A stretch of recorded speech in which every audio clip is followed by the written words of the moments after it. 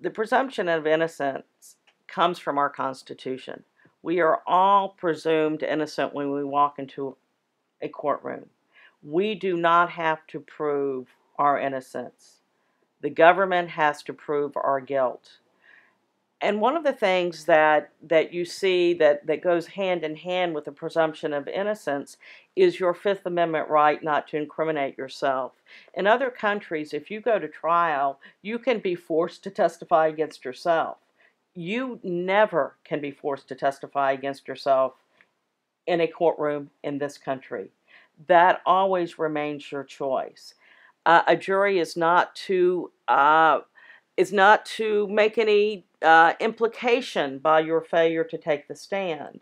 So to me, it's kind of the bedrock of our criminal justice system, because we have the right. To me, the presumption of innocence means I have the right to protect myself. I have the right to say, I'm not going to disclose this information to you.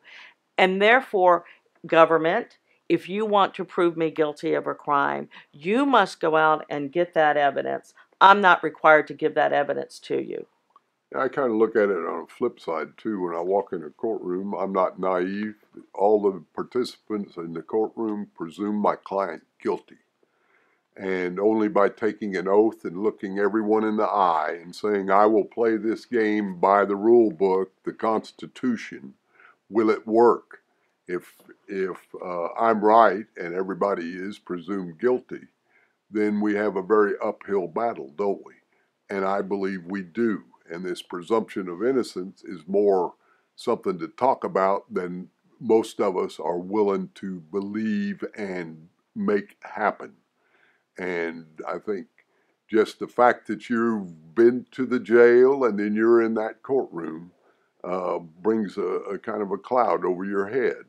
So while we lawyers argue about it and we teachers teach about it, it really takes the individual citizen's integrity to make this system really what it was intended to be and what it really is. And I think, Bill, that really ties into jury selection to me, because, and Bill is really the most effective lawyer I've ever seen, and I'm not just saying this because I'm sitting by you, to educate a jury.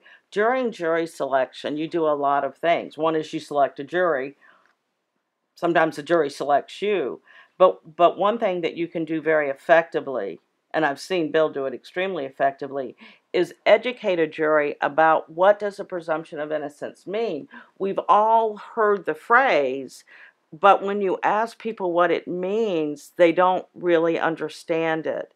So jury selection is a great opportunity to explain the presumption of innocence, and it's also a great opportunity to engage the jurors, to teach them, and to make them want to listen to what you have to say. I've seen lawyers get up and be very wooden and very stiff in the way they select juries, but the way my partner here usually does it is he uses it kind of as a civics lesson, and it engages the jury to say, wow, this presumption of innocence does really mean something. Now, how am I going to apply that presumption when I'm hearing all of this evidence?